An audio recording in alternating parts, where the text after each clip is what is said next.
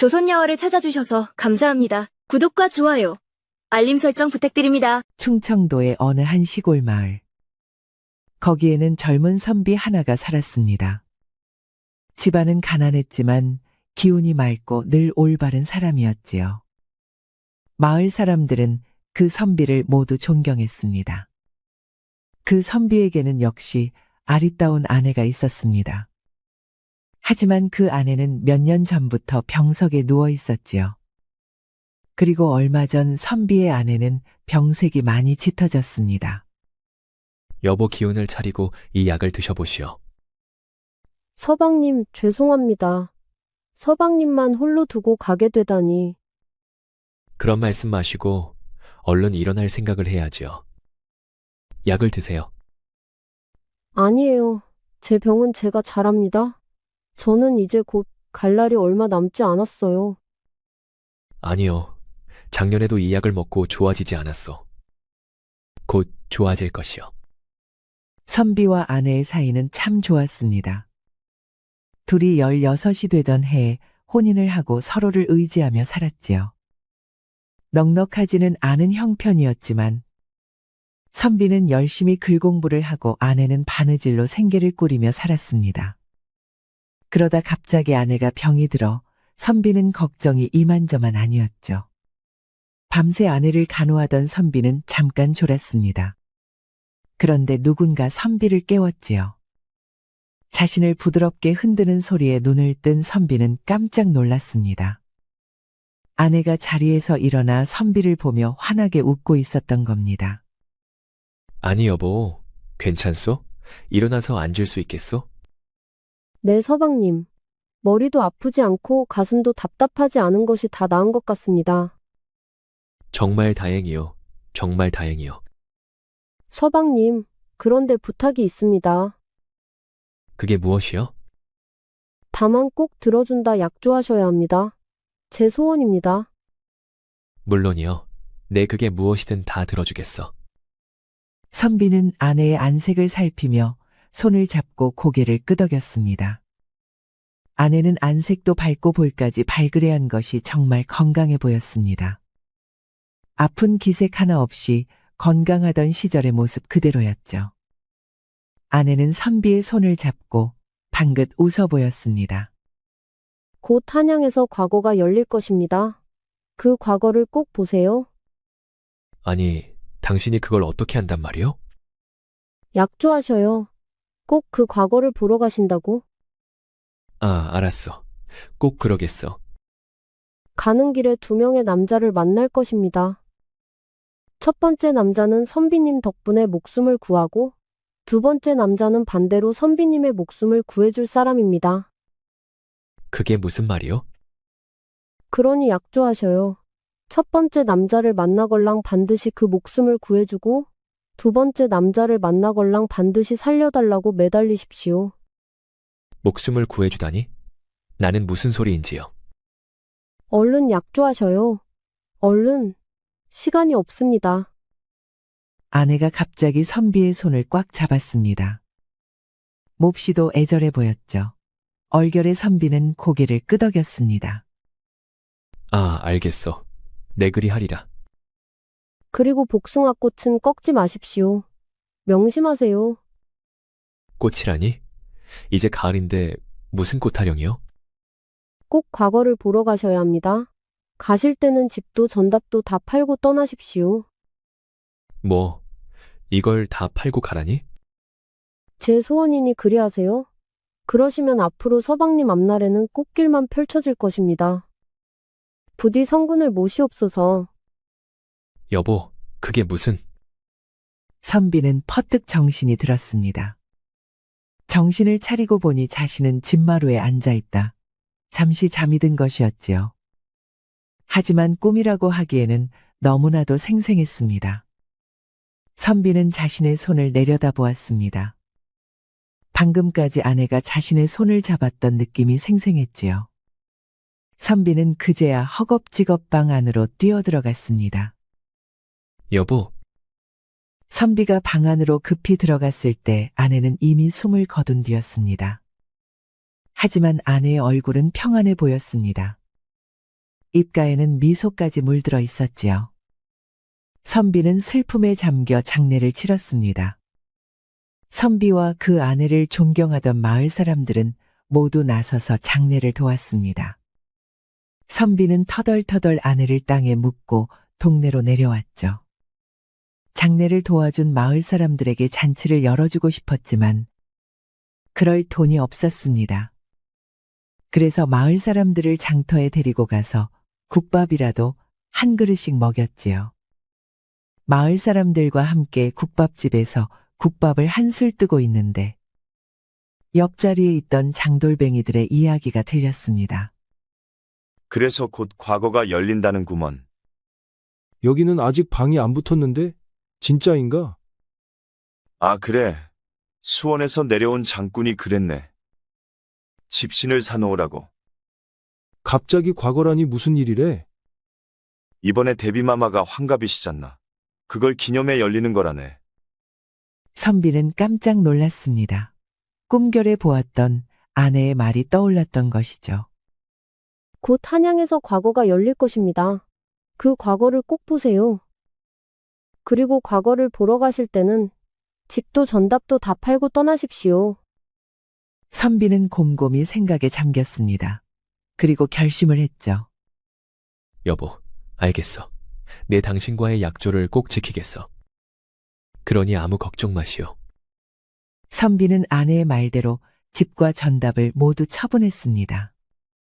마을 사람들은 갑작스러운 선비의 모습에 이상하다 여겼죠. 아니, 선비님. 정말로 집을 다 내놓으실 겁니까? 그렇다네. 값을 적당히 쳐주시게. 전답까지 전부 다 처분하시고 어디로 가시려고 그러십니까? 한양으로 갈까 하네. 적당한 값만 받으면 되니 부탁함세. 마을 사람들은 선비가 시리에 빠져 정든 고향을 버리고 떠난다고 생각을 했죠. 하지만 선비는 아니었습니다. 아내의 말을 떠올리며 꼭 과거를 봐서 약속을 지키리라 다짐을 했죠. 그렇게 선비는 모든 것을 다 처분하고 노잣돈을 챙긴 채로 과거길을 떠났습니다. 선비는 길을 나서면서 아내의 말을 다시 곰곰이 떠올렸습니다. 첫 번째 남자는 내 덕분에 목숨을 구하고 두 번째 남자는 반대로 나의 목숨을 구해준다라니. 그나저나 그런 사람을 무슨 수로 알아본단 말인가. 아무리 생각해도 도저히 알 수가 없는 말이었습니다. 과거를 치르기 위해 한양으로 가는 길을 가면서 선비는 많은 사람들을 만났지만 그중 누가 자신과 인연이 있는 사람인지 알 수가 없었지요. 마침 과거 소식이 전국에 알려지면서 길과 장터 주막에는 사람들로 북적였습니다. 그 사람들과 섞여서 선비는 부지런히 길을 걸었습니다. 매일 고된 여정에 선비는 곧 2명의 남자에 대해 잊었지요. 그날도 선비는 저녁이 되어서야 겨우 주막 하나에 도착할 수 있었습니다. 주막에는 사람들로 북적였죠. 겨우 국밥 한 그릇을 받아들고 한술 뜨려는 그때 주막집 안쪽에서 소란스러운 소리가 들렸습니다. 그 소리는 주막집 안쪽 손님들이 묵는 방에서 들리는 소리였지요. 주막의 주인이 한 남자를 향해 화를 내고 있었습니다. 아니 대체 언제까지 여기서 빌어붙을 작정이란 말이에요? 미안합니다. 아이가 아파서 조금만 봐주시오. 그놈의 미안은 됐어요. 오늘 손님이 많은 이 방을 비워주시오. 이보시게. 지금 우리 보고 나가면 우리는 어쩌라고. 내가 알게 뭐요? 그간 밀린 방세는 됐으니 당장 나가요. 이보게 제발 부탁하네. 딸아이가 너무 아프네. 소란스러운 소리에 주막 사람들은 안쪽을 힐끗 한번 보고 전부 고개를 돌리고 먹던 밥을 묵묵히 먹었지만 선비는 신경이 쓰였습니다. 특히 딸이 아프다며 간절하게 이야기하던 남자의 목소리를 외면할 수 없었지요. 그때 아프다던 딸아이가 힘없이 방문을 열고 나타났습니다. 16살쯤 먹었을까 창백한 얼굴에 안색이 파리했지요. 아버지, 그래 옥선아. 추운데 들어가거라. 들어가긴 뭘 들어가. 당장 나가라니까. 선비는 도저히 가만히 있을 수 없었습니다. 특히 힘없이 아픈 그 소녀의 얼굴을 외면할 수 없었지요. 무엇보다 자신 역시 아픈 아내를 병으로 떠나보냈으니 더더욱 그 남자의 마음을 이해할 수 있었습니다. 이복의 주모, 아, 예. 국밥 한 그릇 더 드릴까요? 아니요. 저 그 방에 밀린 방세가 얼마요? 내 방세를 치를 테니 너무 매정하게 쫓지 마시오. 네? 이 방세를 선비님이 주신다고요? 그렇소. 그러니 그 부녀에게 국밥도 2그릇 내주시오. 아이고 선비님, 감사합니다. 감사합니다. 꼭 주셔야 합니다. 아셨죠? 선비는 아예 부녀가 묵는 방으로 들어가 소녀의 상태를 살폈습니다. 얼굴이 파리한 것이 아내의 병세와 비슷했지요. 선비는 마음이 아팠습니다. 이 어린 것이 어쩌다 이런 병을 얻었을지. 그 소녀의 아버지는 연신 고개를 숙였습니다. 이 은혜를 어찌 갚아야 할지. 그나저나 왜 여기서 오도 가도 못하시게 된 겁니까? 사실은 딸 아이를 데리고 고향에 갔다가 여기 머물게 되었는데 그만 강도를 당했지 뭡니까? 아니, 그런 일이 있었습니까? 네. 그래서 급히 한양에 전가를 보냈는데 답은 아직 아니 오고 딸아이까지 아파서 일이 되었습니다. 의원은 불렀습니까? 제발 봐달라 사정했지만 제 사정이 여기에 소문이 파다해서 아무도 와주지 않습니다. 남자는 고개를 숙였습니다. 선비는 물끄러미 남자의 딸아이를 쳐다보았지요. 아픈 몸으로도 배가 고팠는지 딸아이는 국밥 앞에 앉아 오물오물 밥을 열심히 먹고 있었습니다. 선비는 결심했습니다. 조금만 늦었으면 큰일 날 뻔했습니다. 이제 뜸을 놨으니 약을 먹고 요양하면 괜찮아질 것입니다. 정말입니까? 정말입니까? 네. 하지만 그 약값이 조금 많이 들 것인데. 의원은 선비를 쳐다보며 말끝을 흐렸습니다. 나도 알고 있어. 내 아내도 같은 병을 얻었는데 삼과 녹용을 써야 하는 것이 맞소? 예. 이 병을 알고 계시다니 아시겠지만 이 병은 워낙 약값이 많이 드는 병입니다. 남자는 고개를 떨구었습니다.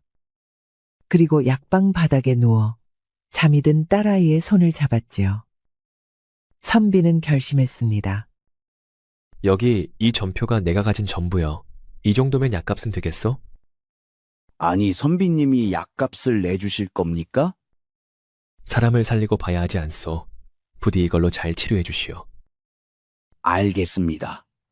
일단 이 돈으로 어떻게든 약을 지어보겠습니다. 이걸로 제가 잘 치료하겠습니다. 선비님, 감사합니다. 감사합니다. 남자는 눈물까지 흘리며 선비에게 감사를 전했습니다. 이 은혜를 어찌 갚아야 합니까? 제 은인이십니다. 괜찮소.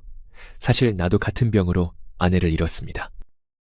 그때 약을 충분히 쓰지 못한 것이 한이 되어서 모른 척 할 수가 없었어. 선비님, 딸아이의 병이 나으면 저는 한양으로 갑니다. 그때 꼭 저를 찾아주십시오. 괜찮소. 부디 딸아이의 치료에만 전념하십시오. 아닙니다. 과거를 보시걸랑 한양 사거리의 주막집에 가셔서 일남인의 집을 물어보면 알려줄 것입니다. 뭐라고? 일남이라고 했어?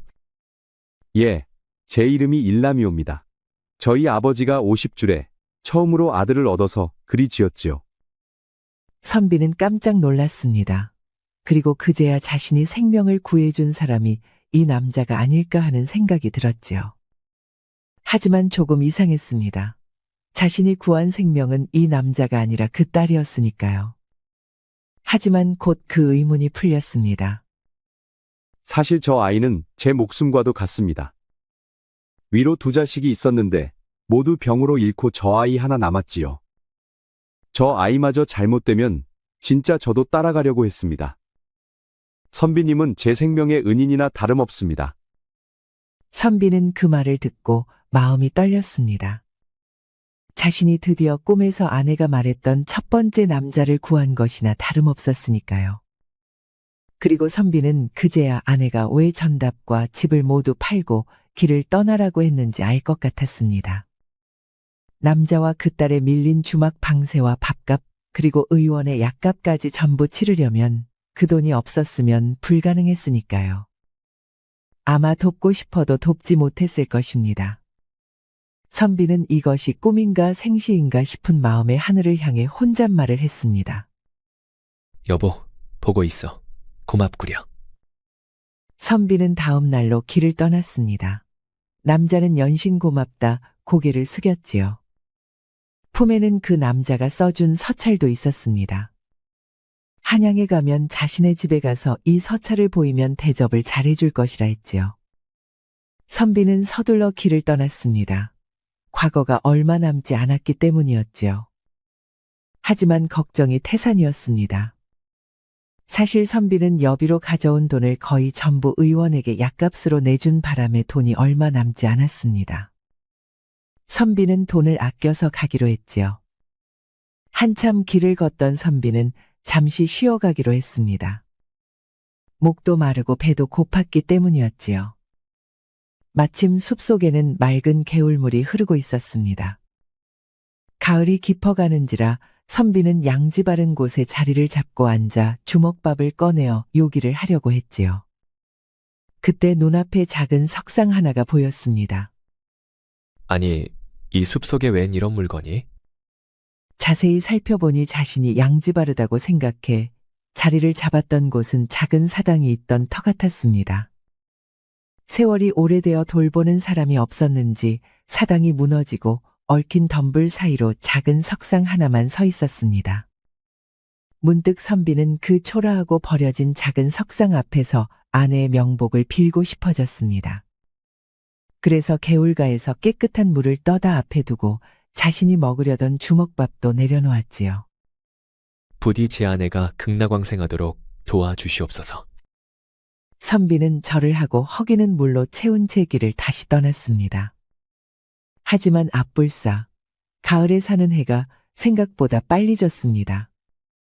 선비의 마음은 급해졌습니다.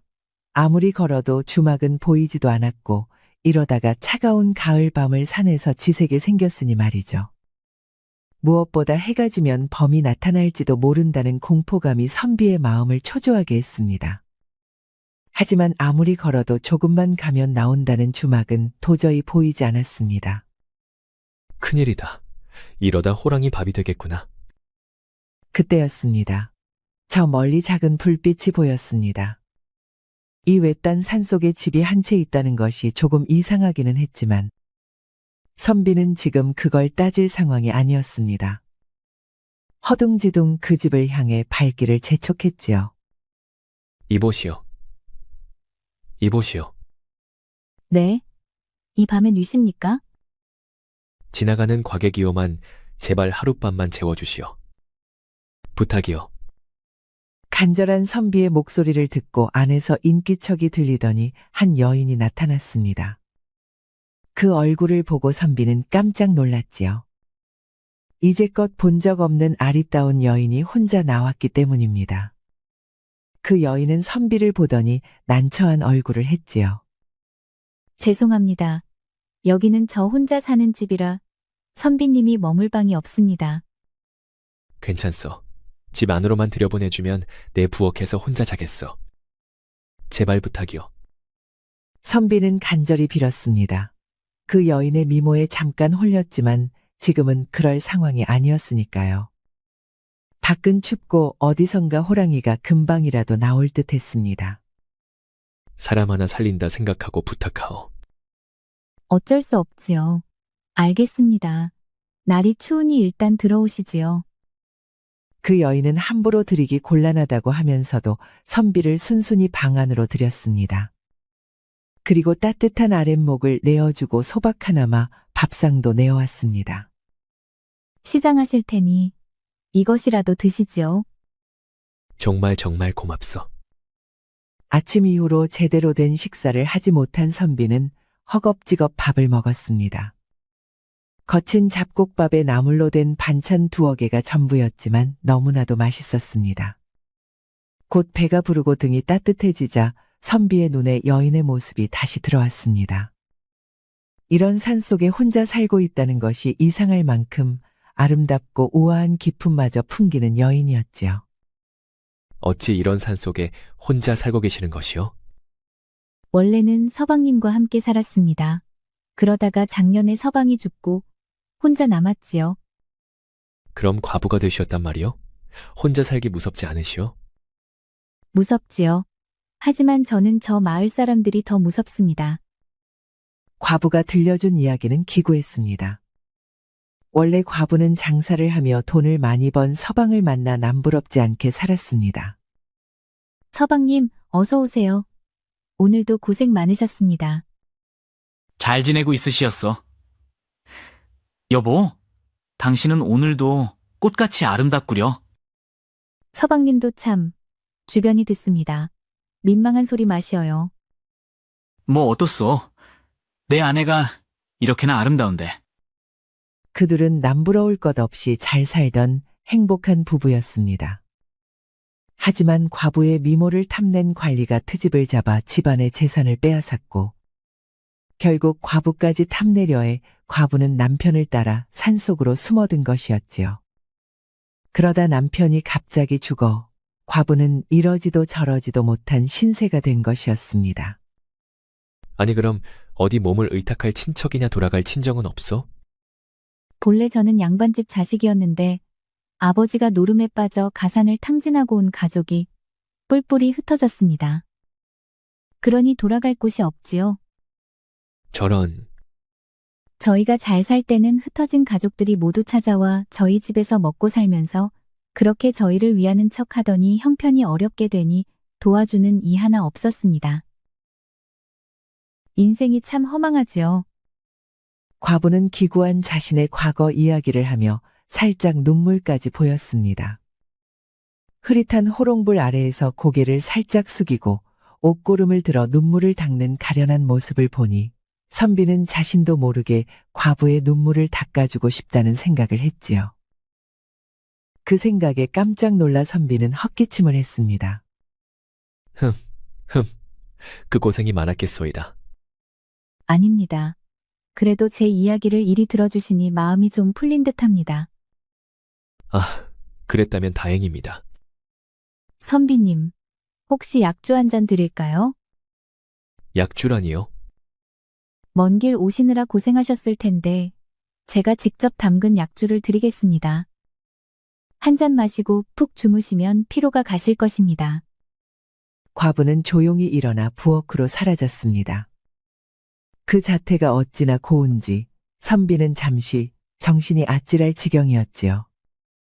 과부가 흘리고 간 고운 향이 작은 방 안을 가득 채우고 있었습니다.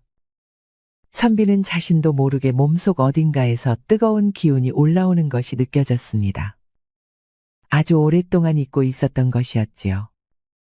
아니, 내가 오늘 처음 만난 여인에게 이런 감정을 느끼게 되다니. 당황한 선비는 방 이곳저곳을 둘러보았습니다. 방 안은 소박했습니다. 세간이 별로 없었고 간단한 미닫이 하나에 투박해 보이는 이불이 곱게 개어져 있는 것이 전부였지요. 그때였습니다. 방벽에 걸려있는 수놓인 천이 하나 눈에 띄었습니다. 고운 분홍빛, 꽃이 수놓아져 있는 고운 비단이었지요. 곧이어 작은 소반에 술병과 잔 2개를 받쳐들고 과부가 나타났습니다. 그 모습은 여전히 곱고 아름다웠습니다. 선비는 자신도 모르게 침을 삼켰지요. 과부는 고운 얼굴로 잔을 들어 선비의 잔에 술을 따랐습니다. 자, 드시지요. 제가 직접 딴 머루로 담근 머루주입니다. 이리 귀한 것을 고맙습니다. 선비는 과부가 따라주는 술을 마시려 입으로 가져다 대었습니다. 그런데 문득 비릿한 냄새가 풍기는 것이 아니겠습니까? 선비는 마시려다 말고 술잔 안을 쳐다보았습니다. 자세히 보니 그 안에는 검은빛 액체가 섞여 있었습니다. 순간 선비는 이상하다는 생각이 들었지요. 머루로 술을 빚으려면 귀한 소주로 담가야 하는데 이런 산속에 그런 귀한 술이 있을 리가. 소주는 쌀로 만드는 술이라 매우 비쌌습니다. 그렇다고 이 여인이 귀한 쌀로 직접 술을 담글 것 같지도 않았지요. 선비는 술을 마시는 척하면서 여인의 기색을 살폈습니다.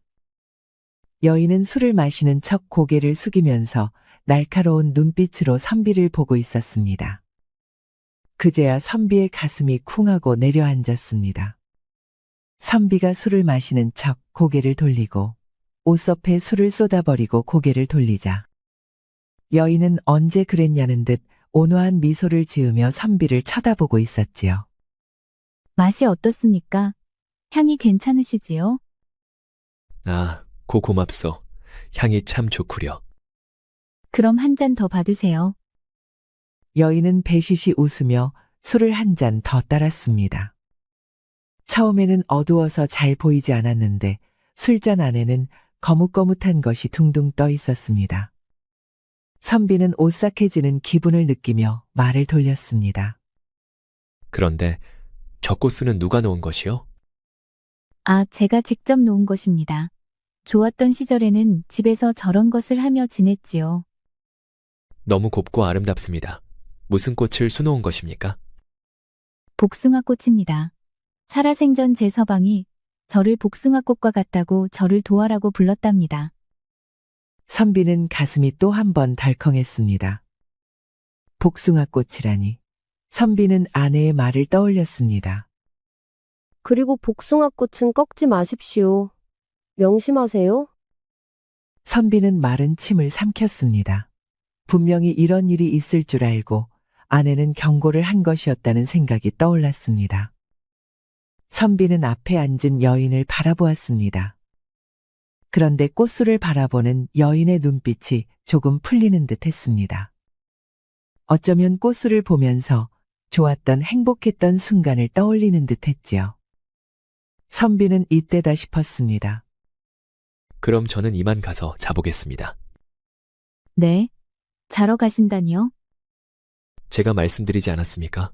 저는 찬바람만 피할 수 있으면 됩니다. 부엌에 가서 자겠습니다.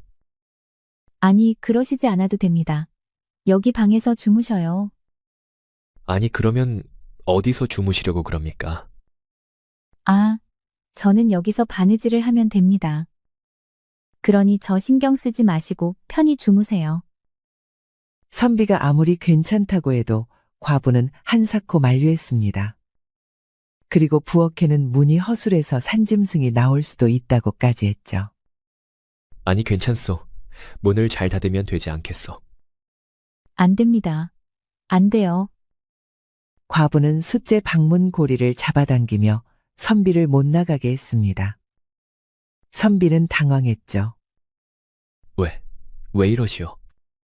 아, 밖에 산짐승이 다니는 것 같습니다. 갑자기 나가시면 담을 넘어 들어올지도 모릅니다.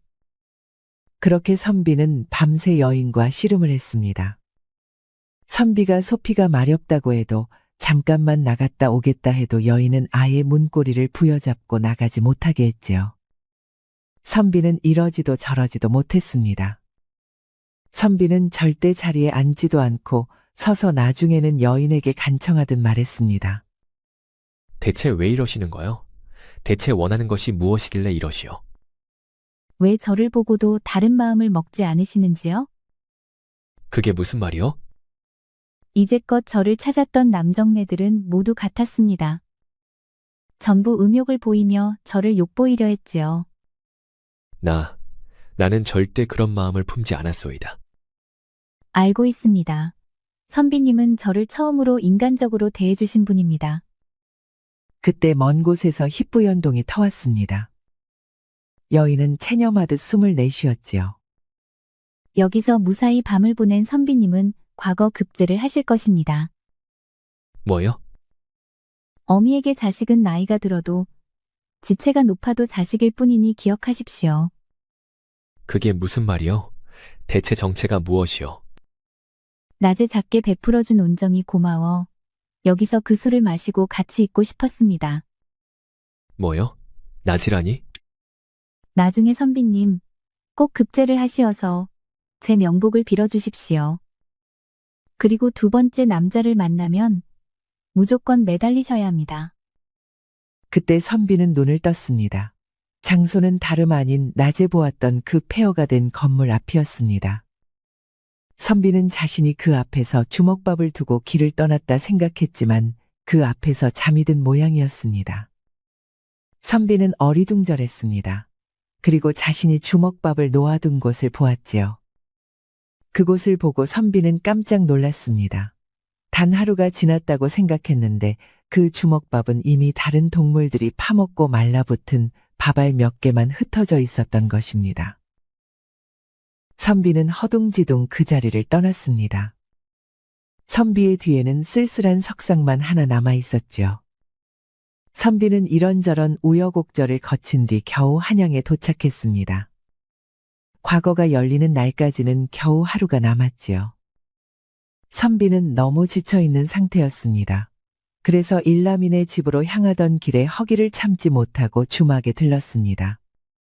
무엇보다 이렇게 끼니를 못 챙긴 상태로 남의 집에 가는 것도 도리가 아니라 싶었거든요. 선비의 품에는 일남이의 서찰 하나와 국밥 한 그릇, 값 정도만 남아 있었습니다. 여기 국밥 한 그릇만 주시오. 네네. 잠시만 기다리세요. 과거를 앞두고 있어서인지 주막에는 사람들이 꽉 들어차 있었습니다. 선비가 제대로 앉을 자리도 없을 정도였지요. 모두들 갓을 쓰고 앉아 내일 벌어질 과거 시험에 대해서 이야기하느라 정신이 없었습니다. 선비는 붐비는 사람들을 피해 구석자리에서 조용히 자리를 잡았습니다. 그곳에는 선비들을 피해온 저작거리, 사람 몇이 바닥에 앉아 탁배기를 먹고 있었습니다. 그런데 이 선비님네들은 알란가 몰라. 이게 다 소용이 없다는 걸 말일세. 그게 무슨 소리야? 내 누이가 최정승 청직이 부부와 친하지 않은가? 근데 그 청직이 말로는 이 과거에는 급제자가 정해져 있다네. 뭐라고? 데비마마를 기쁘게 해드리기 위해 열리는 과거 아닌가? 그 친정 가문에 장남을 급제자로 만들어 주려고 한다는 소문이야. 하긴 지금 전하가 효심이 깊으시지. 그렇게 급제자라도 만들어 어디 관직 하나 내리실 모양일세. 그러니 저치들은 전부 병풍이 되어주려 온 거란 말일세. 그것도 모르고 쯔쯔쯔. 선비는 숨죽여 그 이야기를 듣고만 있었습니다. 절망이 엄습했지요. 만약 저들의 말이 맞다면 이제까지의 모든 것이 물거품이 되는 것은 분명해 보였습니다. 이제 선비에게 남은 것은 없었습니다. 이 과거에서 낙방을 한다면 집도 절도 없이 거리에서 노숙을 해야 할 판이었지요. 선비는 온몸에서 힘이 쭉 빠지는 기분이 들었습니다. 하지만 그렇다고 주막에서 들은 이야기만 믿고 과거를 치르지 않을 수는 없었습니다. 선비는 주막에서 밤을 새는 둥 마는 둥 하다가 날이 밝자마자 바로 궁으로 향했습니다. 그리고 거기서 무사히 과거를 치루었지요. 과거 시험이 끝나고 시험을 치른 사람들은 모두 대기를 하게 되었습니다. 이번 시험은 데비마마의 환갑연에 맞추어 치러지는 시험으로 나중에 잔치가 끝나고 나면 합격자를 호명하고 그중 세시왕과 왕비 그리고 데비 앞으로 나아가 시를 발표하는 것이라 했죠. 김성국 어디 있어? 나요. 나 여기 있어. 오랜 기다림 끝에 드디어 선비의 이름이 불리었습니다. 선비가 환갑연에 나아가게 된 것이었죠. 선비는 희망이 생겼습니다. 나도 어쩌면 희망이 있을지도 모르겠구나. 선비는 궁궐 안방으로 안내되어 정갈하게 몸을 씻고 옷을 갈아입었습니다. 가슴 속에는 큰 희망이 피어나 기대로 잔뜩 부풀었죠. 하지만 방 안에서 마주친 사람을 보고 다리가 탁 풀렸습니다. 한 남자가 나타난 것이죠. 당신이 김성국이요? 그렇소만 위시오? 아, 나로 말할 것 같으면 데비마마의 친정조카가 돼요. 우리 아버님이 데비마마님의 동생분이시오. 선비는 말문을 잃었습니다. 선비가 주막에서 들은 말은 맞았습니다. 화려한 비단 옷을 입고 거만하게 서 있는 남자가 직접 데비마마의 조카라 했으니 말입니다. 보아하니 글은 잘 쓰는 모양이지만 어찌하겠소. 나중에 서당이나 내려면 나를 찾아오시오. 내 푼돈은 쥐어줄 테니. 남자는 낄낄거리며 선비에게 모욕을 주고는 방을 떠났습니다. 선비는 발이 탁 풀렸죠. 선비가 힘없이 건물 밖으로 나가는데 그때 웬 대감이 지나가는 것이 보였습니다. 그 대감은 선비를 보더니 다가와 물었습니다.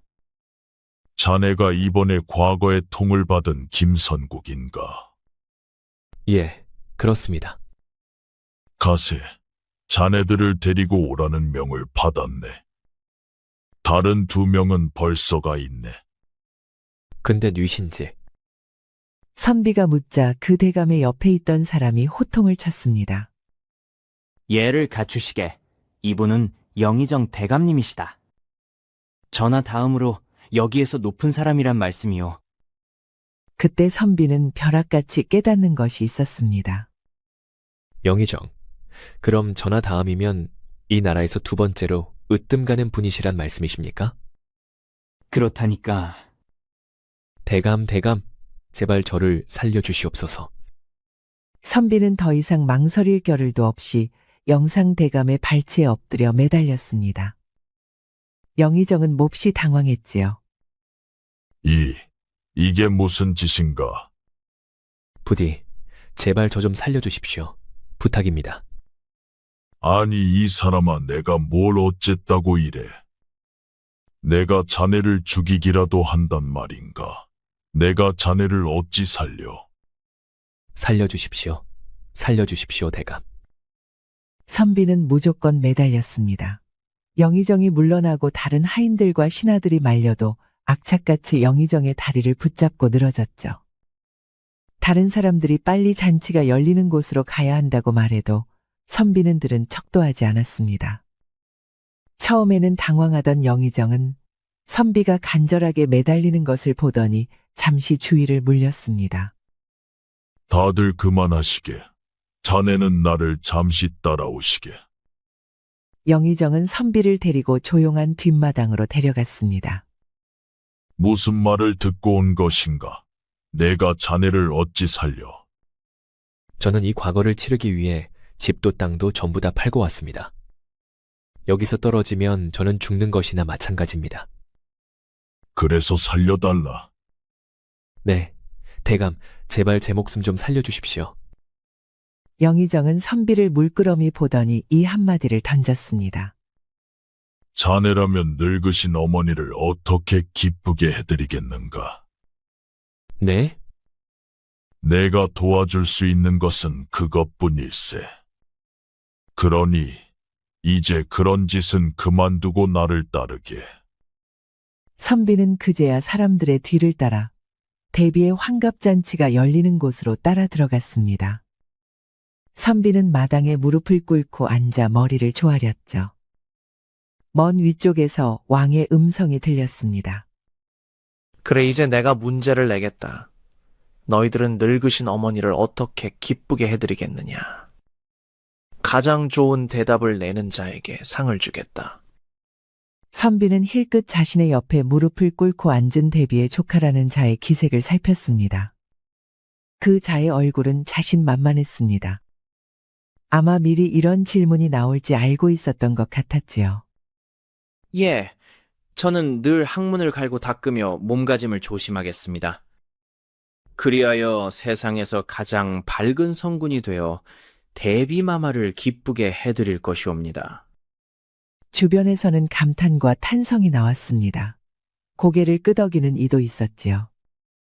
왕과 대비도 만족한 듯 보였습니다. 드디어 선비의 차례가 왔습니다. 자네는 어떤가? 대답해보라. 선비는 깊은 숨을 내쉬고 대답했습니다. 밥을 잘 먹고 잘 자며 어머니 앞에서 늘 웃는 얼굴로 재롱을 피울 것입니다. 주변의 공기가 차갑게 얼어붙었습니다. 왕도 인상을 찌푸렸지요. 지금 나보고 재롱을 피우란 말인가? 하지만 선비는 자세를 바로 하고 말을 이어갔습니다. 전하는 지엄하신 존엄이시지만 어머니에게는 귀한 아드님이십니다. 저는 아이가 아프면 그 어미와 아비가 얼마나 간장이 찢어지는지를 보았습니다. 주변의 눈과 귀는 선비를 향하고 있었습니다. 선비는 침착하게 말을 이었지요. 아무리 지존이라 하여도 어머니에게는 아들일 뿐입니다. 어머니의 바람은 부디 내 아이가 건강하고 또 무탈하고 항상 즐겁게 사는 것이라 했습니다. 그러니 이 모습을 보여드리는 것이 가장 어머니를 즐겁게 해드리는 것입니다. 그럼 그대는 내가 왕으로서의 할 일과 채통을 버리라는 말인가? 전하는 늙으신 어머니를 기쁘게 해드리는 법을 물으셨습니다. 왕이 대비전하를 대하는 것이 아니라 한 아들이 어머니를 대하는 마음에 대해서 저는 말씀을 드렸사옵니다. 주위에서 감탄이 터져 나왔습니다. 그때였습니다. 대비 마마가 손을 들었지요. 그대의 이름이 무엇이오? 김성국입니다. 과연 내가 가장 바라고 가장 원하는 말을 해주었다. 고맙다. 그러자 왕이 웃으며 대비를 바라보았습니다. 마마, 저 선비의 대답이 가장 마음에 드시옵니까? 그렇소, 주상. 주상은 아무리 그래도 아직 내 눈에는 어린아이로만 보일 때가 많으니 가끔은 나를 어미로만 대하며 그 예전처럼 즐겁게 웃었으면 하는 마음이 늘 있었소. 내 저 선비에게 장원을 주고 싶구려. 성은이 망극하옵니다. 그렇게 선비는 장원급제를 하게 되었습니다. 정말로 놀라운 일이었지요. 그리고 또 놀라운 일이 있었습니다. 장원급제를 하고 찾아간 일남이의 집은 입이 떡 벌어질 정도의 고래등 같은 기와집이었습니다. 거기서 일남이와 그 딸의 소식을 애타게 기다리던 가족들은 선비의 서신을 보고 놀랍고 고마워하며 선비를 극진히 대접하고 그 집에서 머물게 했습니다. 그 이후로 선비는 딸의 병을 고치고 한양으로 무사히 올라온 일남이 부녀와 다시 상봉했습니다. 그리고 그 집에서 계속 머물며 관직의 길에 나섰지요. 네, 다녀오겠소. 네, 서방님. 조심히 다녀오십시오. 선비는 나중에 자신이 목숨을 구해준 일남의 딸과 혼례를 올렸습니다. 그것은 일남도 원하는 바였습니다. 일남은 한양에서 큰 부를 이룬 상인이었습니다. 선비는 그런 일남의 후원으로 안락한 삶을 살면서 행복한 인생을 살았지요. 나중에 선비는 자신이 홀렸던 산의 사당으로 가서 그 주변을 정리해주고 후하게 제사를 지내주었습니다. 들리는 바에 의하면 그 산 아래 마을에서 행복하게 살던 부부가 억울한 누명을 쓰고 남편이 죽은 뒤 아내가 그 사당에 숨어있다 죽음을 당했다 했지요. 주변을 정리하던 선비는 그 석상 아래에서 곱게 접혀있던 꽃수가 놓여진 비단 보자기도 발견했습니다. 선비는 그걸 곱게 태워주며 억울한 이의 명복을 빌어주었지요. 세상에는 나를 좋아하는 사람도 또 나를 싫어하는 사람도 있을 것입니다. 그리고 내가 구해주는 사람도 있고 나를 구해주는 사람도 있겠지요. 하지만 이것 또한 귀한 인연이지 않을까요? 이 하나하나를 전부 소중히 여긴다면 언젠가는 꼭 복을 받을 수 있겠지요. 구독과 좋아요, 알림 설정을 꼭 부탁드립니다. 우리 이야기가 여러분들에게 조금이나마 재미를 선사할 수 있기를 바랍니다. 다른 재미있는 영상도 많으니 즐겁게 봐주세요. 그럼 여러분 모두 행복하고 즐거운 시간 되세요.